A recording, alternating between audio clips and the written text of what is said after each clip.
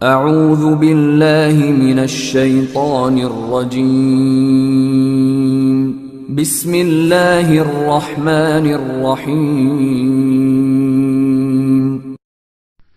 کائنات میں ہر انسان کی بات کو چیلنج کیا جا سکتا ہے۔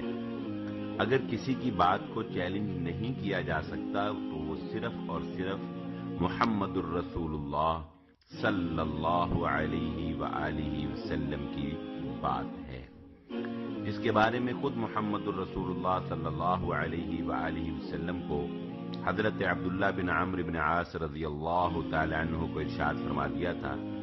جب وہ آپ کی احادیث لکھا کرتے تھے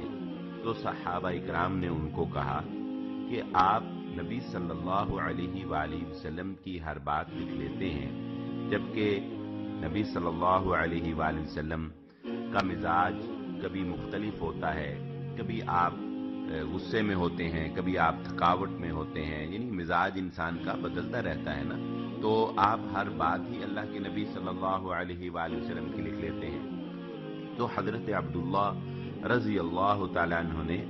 یہ بات اللہ کے نبی صلی اللہ علیہ وآلہ وسلم کے سامنے پیش کی کہ میں آپ کی باتوں کو لکھتا تو ہوں، لیکن مجھے آپ کے جانثار صحابہ اکرام نے یہ بات کہی ہے۔ تب اللہ کے نبی صلی اللہ علیہ وآلہ وسلم نے ارشاد فرمایا، عبداللہ تمہیں اجازت ہے کہ لکھا کرو، میری زبان سے جو بھی نکلتا ہے حق ہی نکلتا ہے، حق کے سوا کچھ نہیں نکلتا ہے۔ یہ شان ہے محمد الرسول اللہ صلی اللہ علیہ وآلہ وسلم کی کہ آپ کی زبان اطہر سے ہمیشہ حق ہی بیان ہوا ہے، اور اللہ رب العزت نے آپ کو وہ رونق اور آپ کے چہرے کو اللہ رب العزت نے وہ حسن عطا کیا تھا کہ جس کو دیکھ کر حضرت عبداللہ بن سلام رضی اللہ تعالی عنہ، جو کہ پہلے یہودی تھے، وہ مسلمان ہو گئے،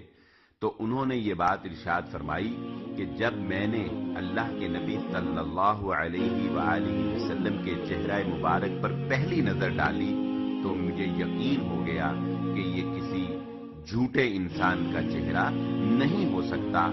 سچ آپ کے چہرے سے عیاں ہوتا تھا۔ اور یہ بات بھی باکمال ہے کہ اپنے آپ کو اپنے دشمنوں سے، ایک ایسے لوگوں سے جو آپ پر ایمان تو نہ لاتے ہوں لیکن اس کے باوجود یہ کہنے پر مجبور ہوں کہ آپ صادق اور امین ہیں، یہ اللہ کے نبی صلی اللہ علیہ وآلہ وسلم کا کمال تھا، اور آپ کے اعلیٰ اخلاق اور آپ کا حسن کردار تھا کہ آپ کے دشمن آپ کو صادق